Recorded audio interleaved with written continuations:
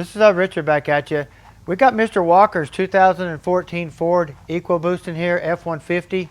We're doing the front and rear differentials on this vehicle. We're going from a 355 gear all the way down to a 410. We're going to be leaving the electric Positrack unit in the back. We're going to be changing, which Trent's already got all this done. He's done a really nice job. We've already replaced all the pinion bearings inside, the carrier bearings inside. We put all brand new axle bearings and seals in the outer ends here too. We put a nice Ford billet cover here. The customer brought us, looks really nice. So now this does have electric posi in it. You can see here the wires here that plug into it, and the computer controls the clutch in the back. Pretty cool idea. Now the front one, we're going to be putting an Eaton locker in the front. So now it is going to be getting all new bearings and seals and gears too. Now this is all Ford product that he brought us, so it's going to be pretty nice.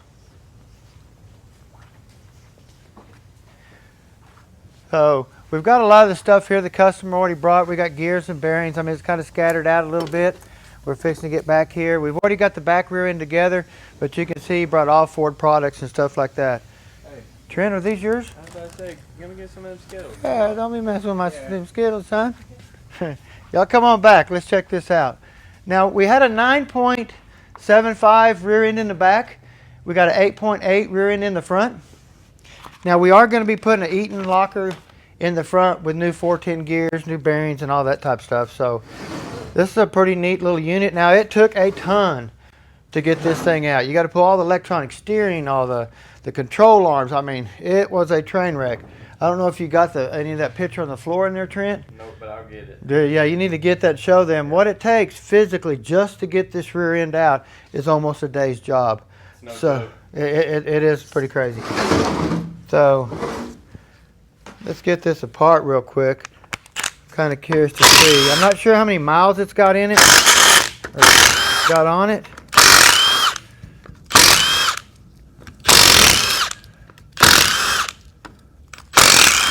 It's going to be oil. It doesn't have a drain plug. Okay. Some of it drained out earlier, but I didn't get to.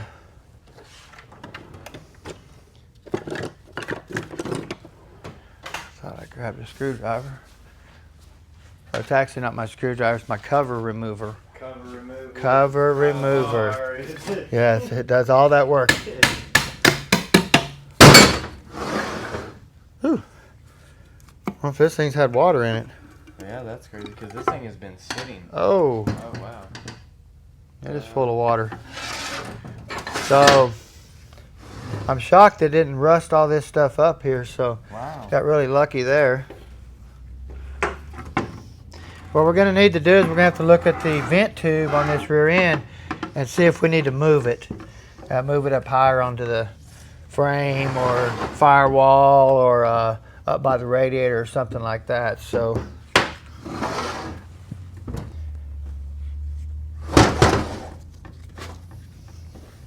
and see, he didn't even know this had water in it, I guarantee it. No. He would have never allowed it. I mean, I know this gentleman. He's so particular with his vehicles that he would have never known that. So that tells you here, this little vent tube right here is getting water inside here. This, oh. It was hooked up, but was it? Yeah, I don't know where it runs to. It's kind of weird. It wasn't sealing very good right there. Plus it swelled up right here. So there's multiple ways you can get water into a differential. So, but what I was wanting to do,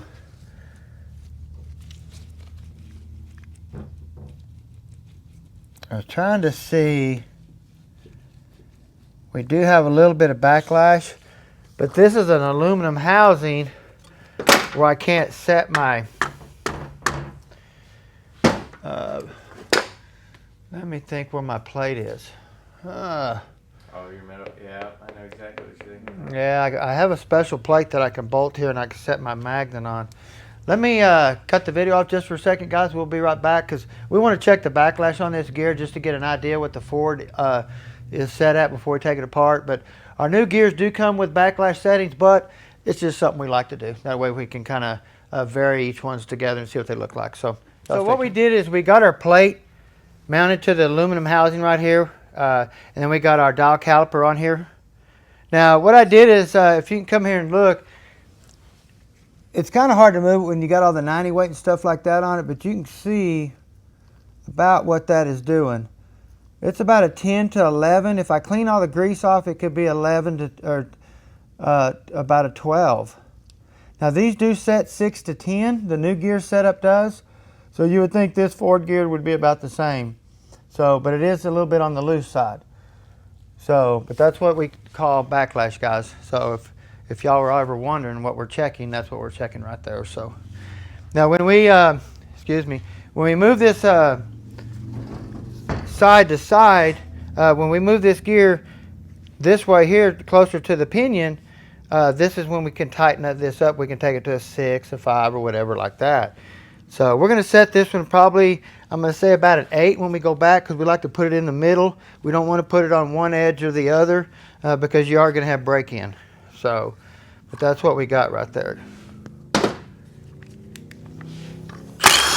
But I always like to check it, just to verify what we got going on. So, I get a socket down.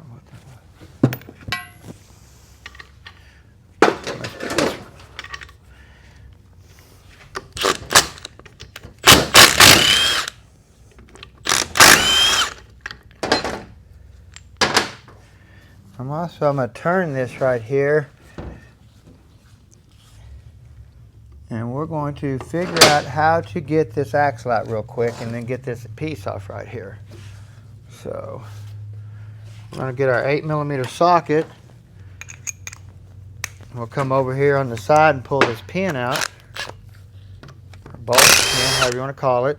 And you put it back in, you want to definitely Loctite it. You can see they have Loctite here.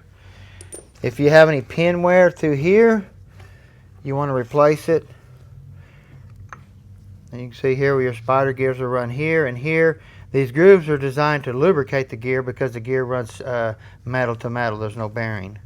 So now the spider gear physically doesn't turn going down the highway. This gear here only turns. The only time this gear turns is when you're turning a corner, and it allows the wheels to turn, one wheel to turn further than the other wheel. So. Something back there, Trent? Yeah, I about tripped over two-wheeler. Okay. Camera got down.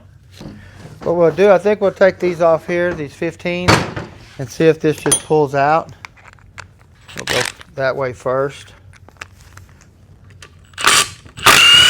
CV axle had the stub made onto it, so I bet. Probably made to her. Yeah.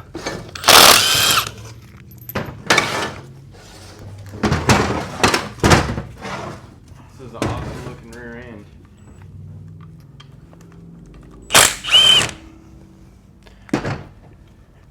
We do a lot of rear ends. A lot of rear ends.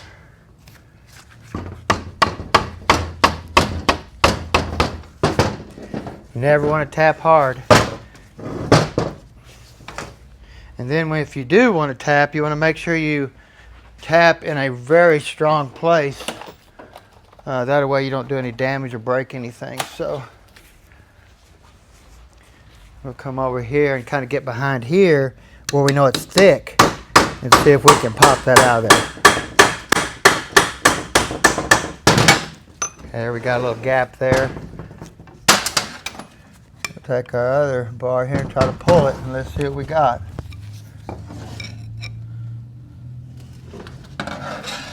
Now what I'm going to do, I'm going to take a punch and try to, I think this axle pops out right here. I don't see a slider key like you see on a rear differential or something like that. Right. I think it's going to have just a key that I can hit and knock it out. Let's see. Let me put my glasses on, guys, real quick anytime we're hammering. I just want to see if that will help. There we go. Okay. I just want to make sure you never want to hit anything hard because you just don't want to damage nothing nowadays, guys. And there's our snap ring I was talking about, our retainer. So.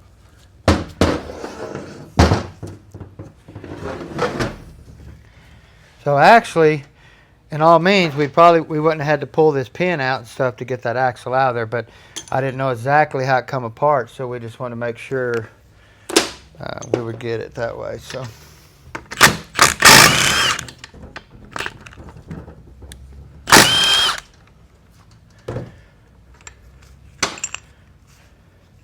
Now you can see these caps, if you look at them, they go on different directions.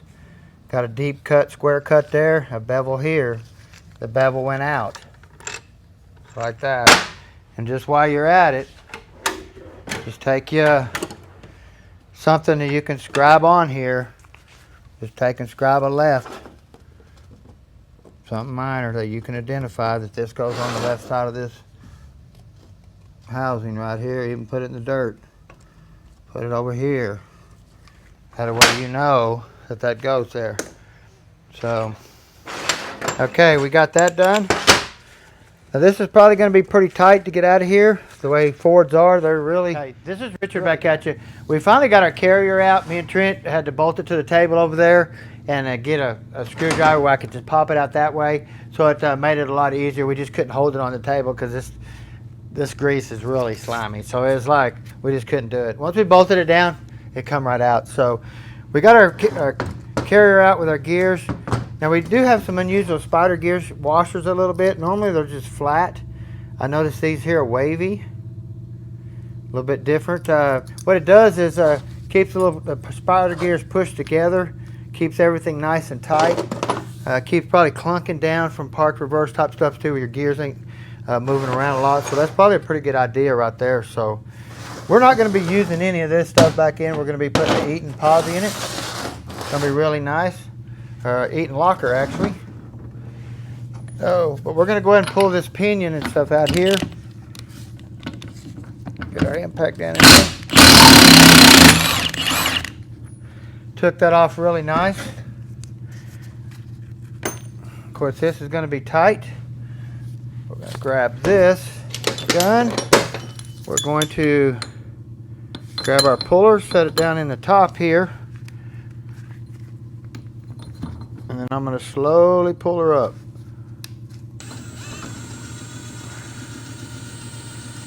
Hopefully it should grab it.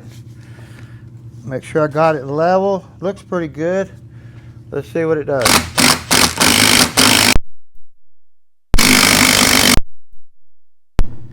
Really nice finger control here. I really like that. So, you want to look here for any grooving where your seal runs or anything like that. Looks really nice.